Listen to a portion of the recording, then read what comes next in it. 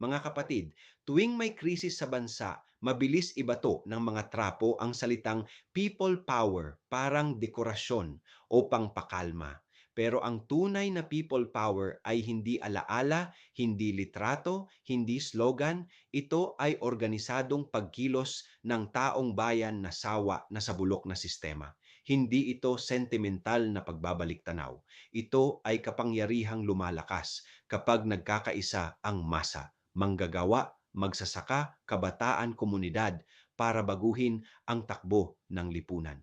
At ngayon, habang nag-aaway ang mga dinastiya at kumakapal ang korupsyon, mas lalong kailangan ang people power na hindi scripted, hindi kontrolado at hindi ginagamit ng mga politiko.